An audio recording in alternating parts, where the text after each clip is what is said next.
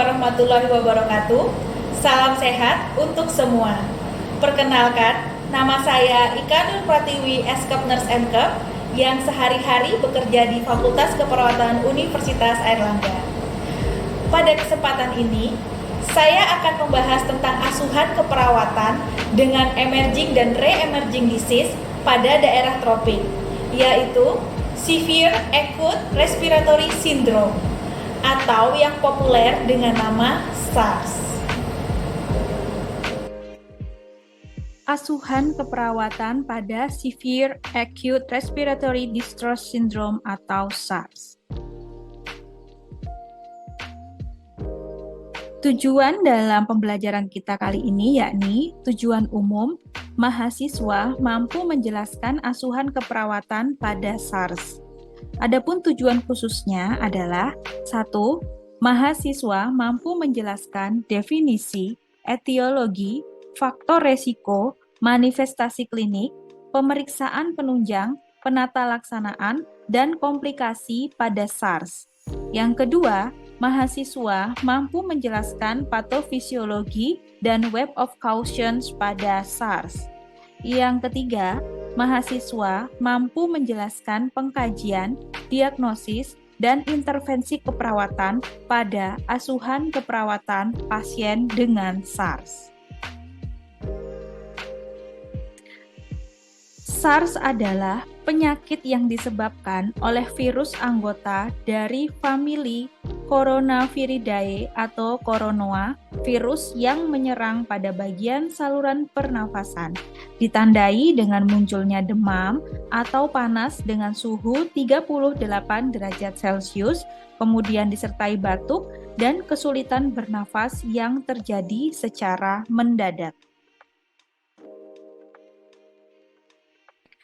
Penyakit ini pertama kali dilaporkan terjadi di Guangdong, Cina, pada bulan November 2002. Pada bulan Februari tahun 2003, dilaporkan peningkatan kasus menjadi 792 kasus dan menyebabkan 3 kematian. Dalam waktu beberapa bulan kemudian dijumpai di Hong Kong, Vietnam, Singapura, dan Kanada. Sampai bulan Juli 2003, wabah kemudian tersebar ke 26 negara dengan jumlah kasus 8.096 kasus, 774 kematian, serta case fatality rate-nya sekitar 9,6%.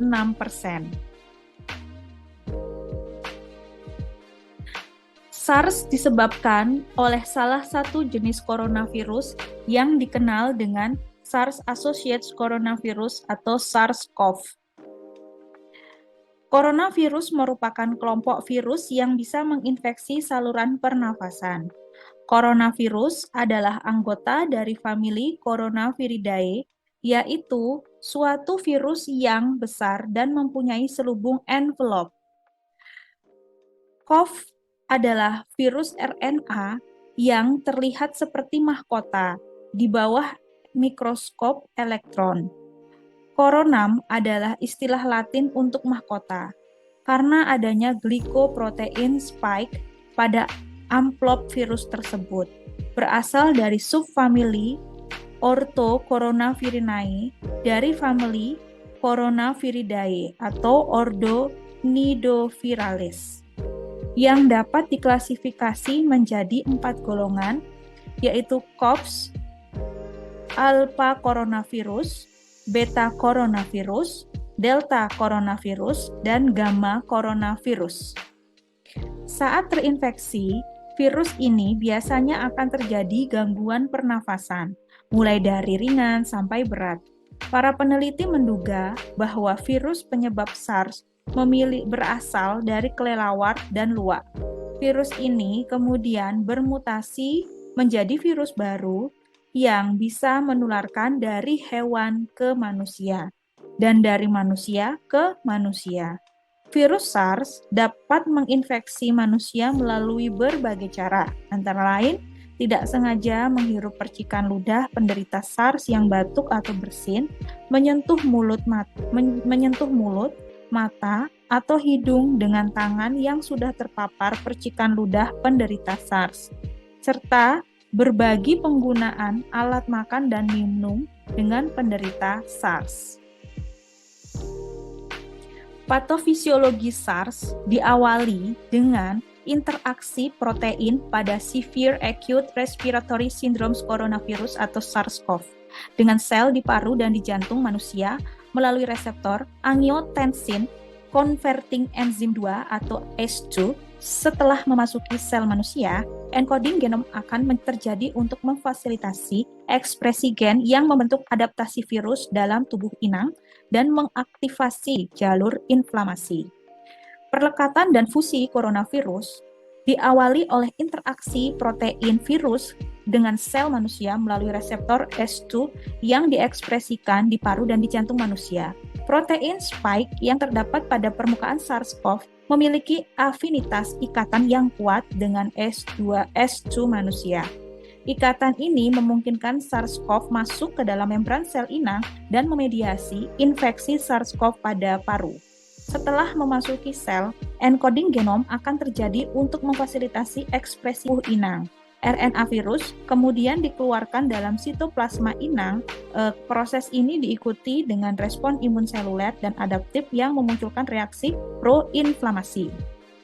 Respon imun seluler infeksi SARS-CoV akan meningkatkan sitokin pro-inflamasi seperti interleukin 10, IFN gamma, dan interleukin 1. Infeksi juga akan menurunkan limfosit T dan subsetnya seperti sel T, CD4, dan CD8. Antibodi IgG spesifik SARS dihasilkan pada minggu kedua dan dapat bertahan lama, sedangkan IgM hanya bertahan sementara.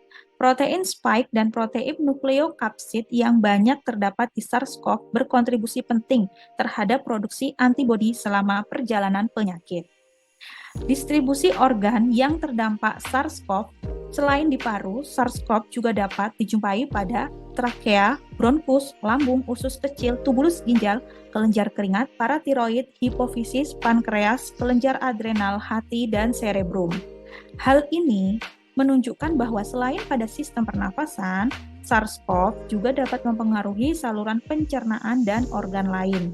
Perubahan patologis pada organ-organ ini dapat disebabkan secara langsung oleh efek sitopatik yang dimediasi replikasi lokal SARS-CoV atau secara tidak langsung oleh respon sistemik terhadap gagal nafas atau respon imun berlebihan akibat virus.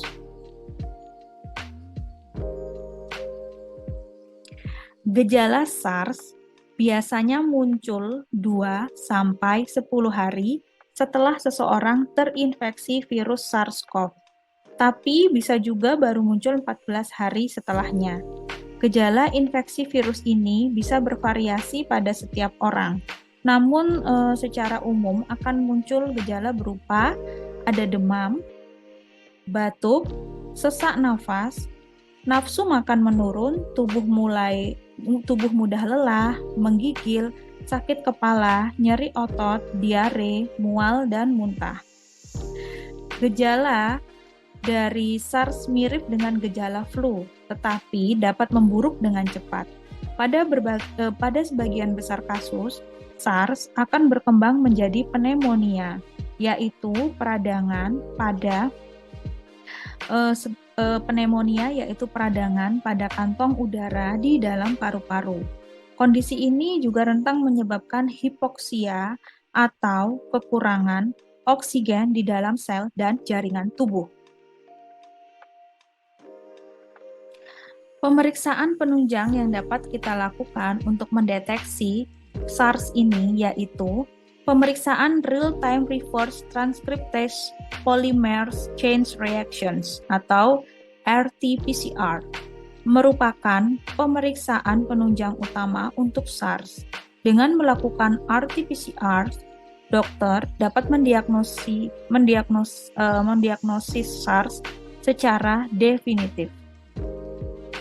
Pemeriksaan RT-PCR dari sputum dan swab tenggorok dapat menentukan diagnosis SARS yang diikuti dengan genome sequencing.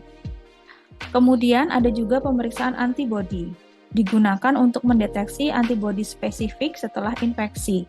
Kemudian dapat juga dilakukan pemeriksaan darah, dijumpai temuan laboratorium di antara jumlah limfosit absolut seringkali menurun, namun secara keseluruhan jumlah leukosit tampak normal atau hanya sedikit menurun.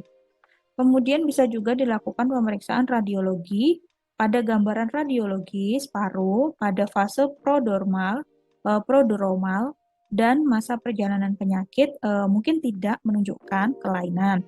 Namun sejumlah besar penderita memiliki infiltrat paru dengan distribusi unilateral dan perifer, serta airspace opacity pada lobus bawah paru. Kemudian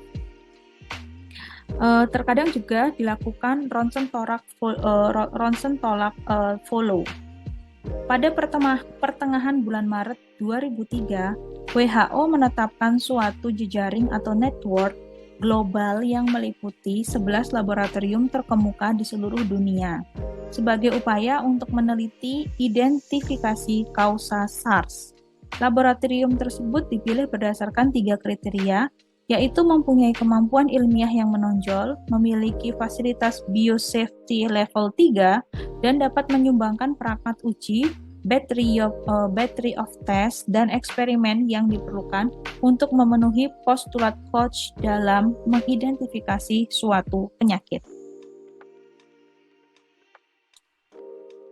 Penata laksanaan pada pasien yang diduga atau pada pasien yang sudah terdiagnosis SARS, yaitu dapat berupa terapi suportif, yaitu dengan memberikan oksigen dan ventilasi. Pasien dengan SARS umumnya akan mengalami pneumonia, sehingga sangat mungkin merasakan sesak.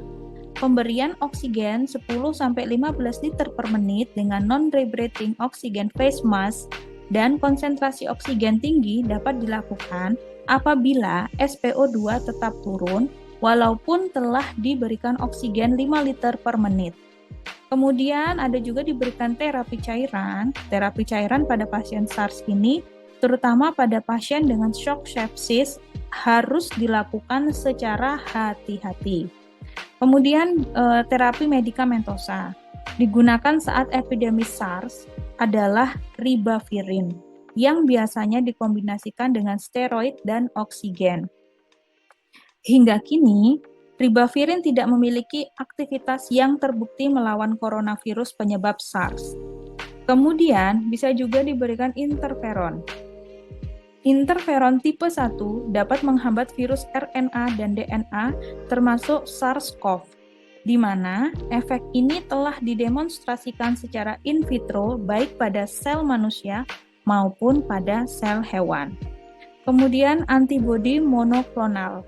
Hal ini mengurangi replikasi SARS-CoV di paru-paru yang terinfeksi, menurunkan sekresi virus, dan mencegah kerusakan paru secara makroskopis. Kemudian ada pemberian imunoglobulin intravena, di mana digunakan khususnya di Singapura waktu pandemi SARS terjadi. Kemudian adanya pemberian nitrik oxide ya atau NO dikaitkan dengan peningkatan oksigenasi dan pelepasan ventilator dini yang dibuktikan dalam suatu penelitian. Kemudian ada pemberian glycyrrhizin. Penetrasi dan replikasi in vitro virus terbukti dapat dihambat dengan obat ini. SARS tentunya memiliki komplikasi. Beberapa komplikasi yang bisa muncul akibat penyakit SARS ini yaitu yang pertama adalah kegagalan pernafasan yang terjadi karena paru-paru tidak dapat menghilangkan karbon dioksida dari darah. Akibatnya, darah mengalami kekurangan oksigen dan kandungan karbon dioksida menjadi lebih tinggi pada saat yang bersamaan. Kemudian, kedua, terjadi cardiovascular complications. Gangguan sistem pernafasan akut atau SARS juga dapat menyebabkan pengidapnya mengalami gagal jantung. Kondisi tersebut dapat menyebabkan otot jantung tidak memompa dengan normal. Di samping itu, gagal jantung dapat menyebabkan arteri pada jantung menyempit. Kemudian ada bakterial dan fungal superinfections. Superinfeksi bakteri dan jamur terkait dengan durasi penyakit yang berkepanjangan, dukungan ventilator yang berkepanjangan, dan terapi steroid dosis tinggi telah dilaporkan. Kita masuk kepada asuhan keperawatan pada pasien dengan SARS. Ketika kita hendak menegakkan suatu diagnosis, kita pasti harus melakukan pengkajian keperawatan terlebih dahulu kepada pasien. Dalam melakukan asuhan keperawatan, pengkajian merupakan dasar utama dan hal yang penting dilakukan.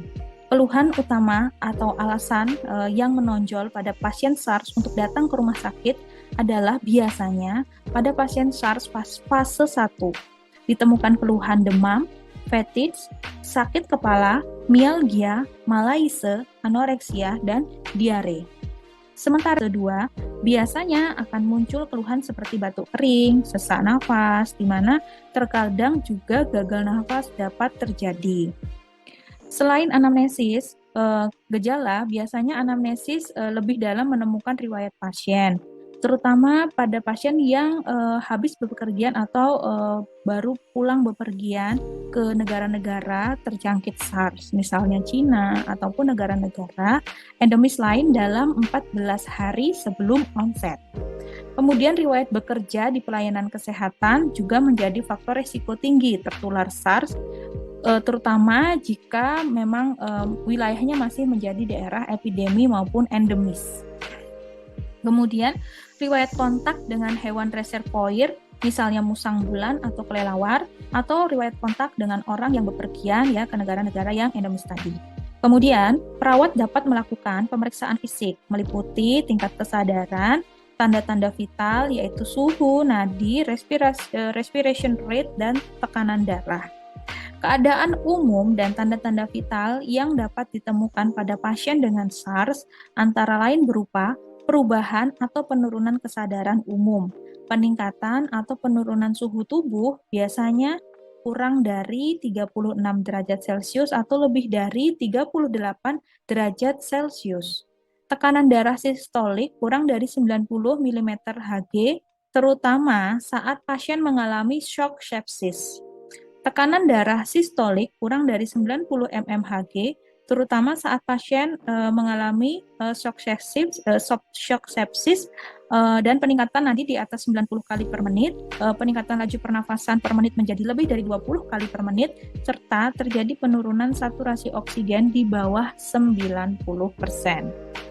Temuan pada pemeriksaan pasien SARS adalah gejala infeksi saluran pernafasan derajat ringan hingga berat yang mirip dengan pasien pneumonia. Namun terdapat pula pasien SARS yang tidak bergejala sama sekali meskipun insidensinya sangatlah kecil.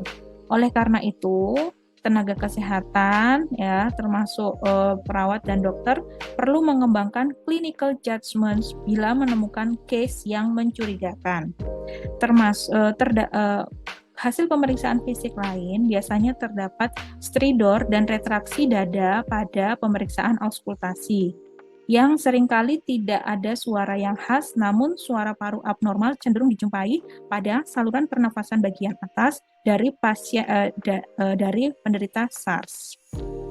Perawat juga perlu melakukan kolaborasi untuk pengambilan sampel darah dan pemeriksaan spesifik lainnya sesuai dengan advice. Pemeriksaan RT-PCR dari sputum dan swab tenggorok dapat menentukan diagnosis dari SARS yang diikuti dengan genome sequencing. Pengambilan sampel ini sebaiknya dilakukan sebelum pemberian antibiotik. Swab tenggorokan dan sputum dapat mendiagnosis virus influenza, respiratory syncytial virus, virus parainfluenza, rhinovirus, adenovirus, dan metapneumovirus, serta coronavirus. Nah, setelah kita melakukan pengkajian, maka kita dapat mengangkat atau menegakkan diagnosis keperawatan pada pasien. Beberapa diagnosis keperawatan yang bisa muncul pada pasien yang dicurigai mengalami SARS, yaitu atau yang sudah mengalami SARS dengan gejala-gejala atau manifest yang sudah muncul, diantaranya yaitu bersihan jalan nafas tidak efektif, berhubungan dengan hipersekresi jalan nafas ditandai dengan batuk, tidak efektif, sputum berlebih, kemudian ada ronki, kemudian frekuensi nafasnya berubah. Nah, kemudian yang kedua ada gangguan pertukaran gas ya, berhubungan dengan ketidakseimbangan ventilasi, perfusi, dan ditandai dengan dyspnea, PO2 menurun, takikardi, bunyi nafas tambahan, kadang ada muncul sianosis dan pola nafas yang cepat. Kemudian defisit nutrisi berhubungan dengan faktor psikologis, bisa karena keengganan untuk makan, ditandai dengan berat badan yang menurun minimal 10% di bawah rentang ideal. Kemudian nafsu makannya menurun, kemudian intoleransi aktivitas berhubungan dengan ketidakseimbangan antara suplai kebutuhan oksigen ditandai dengan pasien mengeluh lelah, frekuensi jantungnya meningkat lebih dari 20%, dari kondisi istirahat serta merasa lelah. Kemudian bisa juga muncul diagnosis ansietas yang berhubungan dengan krisis situasional ditandai dengan klien merasa bingung, merasa khawatir dengan akibat dari kondisi yang dihadapi, kemudian tampak gelisah, tampak tegang, frekuensi napas meningkat, dan frekuensi nadi ikut meningkat. Beberapa intervensi keperawatan yang bisa diangkat oleh perawat setelah mendapatkan diagnosis keperawatan, yakni untuk diagnosis bersihan jalan nafas tidak efektif, maka setelah dilakukan asuhan keperawatan selama 2 kali 24 jam misalnya, masalah keperawatan bersihan jalan nafas pasien diharapkan dapat teratasi. Dengan kriteria hasil, bersihan jalan nafas meningkat, batuk efektif meningkat, produksi sputum menurun, frekuensi nafas membaik. Ya, sekitar nilai normalnya yaitu 12 sampai 20 kali per menit. Kemudian intervensi yang bisa diberikan salah satunya adalah manajemen jalan nafas, yakni perawat bisa melakukan monitoring pola nafas ya, meliputi frekuensi, kedalaman, usaha nafas, serta perawat bisa mengobservasi adanya bunyi napas tambahan, misalnya adanya ronki, atau perawat juga bisa memonitoring terkait dengan keluhan batuk, misalnya apakah ada sputum, perawat perlu mencatat jumlah, warna, dan aroma. Kemudian secara terapeutik ya, namun perlu diwaspadai ya, karena ini adalah penyakit yang infeksius, sehingga ketika perawat hendak melakukan intervensi kepada pasien, maka harus menggunakan alat pelindung diri yang sesuai dengan standar untuk penanganan penyakit infeksi ini ya. Kemudian secara terapeutik ya, perawat harus mempertahankan kepatenan jalan nafas, memposisikan semivolar atau volar, memberikan minum hangat, lakukan fisioterapi dada ya, dan berikan oksigen sesuai dengan kondisi atau kebutuhan dari pasiennya. Perawat juga bisa memberikan edukasi, yaitu mengajarkan bagaimana teknik batuk efektif yang benar kepada pasien, serta melakukan kolaborasi pemberian bronkodilator, ekspektoran, mukolitik sesuai dengan advice dan sesuai dengan kebutuhan dari pasien. Yang kedua ada gangguan pertukaran gas. Nah, setelah dilakukan tindakan keperawatan selama 1 kali 12 jam misalnya ya, diharapkan tingkat ansietas klien menurun ya, ditandai dengan atau kriteria tingkat pertukaran gasnya membaik ya. Jadi ada tipe di sini dengan kriteria hasil ya, pertukaran gas, dyspnea menurun ya, sianosisnya menurun, gelisahnya juga menurun. Hal yang bisa dilakukan yaitu perawat bisa memberikan intervensi bagaimana manajemen jalan nafas ya, yakni dengan melakukan observasi atau monitor pola nafas ya, terapeutik mempertahankan kepatenan jalan nafas dengan head lead and chin lead, misalnya memposisikan polar dan menganjurkan asupan cairan yang cukup. Untuk gangguan pertukaran gas ini, permasalahannya ya biasanya dilakukan pemeriksaan analisa gas darah ya untuk menentukan ya adanya gangguan pertukaran pada O2 dengan CO2 ya yang ada di dalam darah. Kemudian untuk diagnosis ansietas ya bisa ditetapkan kriteria setelah dilakukan tindakan keperawatan selama 1 kali 12 jam misalnya ansietas klien menurun ya. Dengan kriteria hasil ya verbalisasi khawatir akibat kondisi yang dihadapi menurun, verbalisasi kebingungan menurun, perilaku gelisah juga menurun. Maka perawat bisa mengambil intervensi reduksi ansietas, yakni pertama bisa melakukan tindakan observasi dengan memonitor tanda-tanda ansietas, kemudian bisa memberikan terapeutik, menciptakan suasana terapeutik untuk menumbuhkan kepercayaan, ya, pahami situasi yang membuat ansietas pasien, dengarkan dengan penuh perhatian dan gunakan pendekatan yang tenang dan meyakinkan. Kemudian kita juga bisa memberikan edukasi, ya, merupakan informasi secara faktual mengenai diagnosis, pengobatan, dan prognosis. Anjurkan keluarga untuk tetap bersama pasien jika perlu dan anjurkan menggunakan perasaan dan persepsi. Nah, itu tadi ya berkaitan dengan konsep dari asuhan keperawatan pada pasien dengan SARS. Ini ada kasus ya, contoh kasus ya untuk SARS ya. Jadi silahkan nanti ya Anda mencoba mengerjakan dan menyusun asuhan keperawatan berdasarkan kasus yang sudah disediakan ya untuk meningkatkan skill atau kemampuan Anda dalam mengelola atau menegakkan ya suatu diagnosis serta memberikan intervensi yang relevan dengan situasi atau kondisi yang dialami oleh pasiennya atau masalah yang dialami oleh pasien ya. Oke. Nah, ini beberapa referensi yang saya jadikan rujukan. Silahkan nanti bisa digunakan juga untuk menambah hasanah wawasan dari Anda semua. Terima kasih atas perhatiannya. Demikian materi yang bisa saya sampaikan ya. Mudah-mudahan bermanfaat. Sampai jumpa pada pertemuan berikutnya ya dan salam semangat semua. Terima kasih.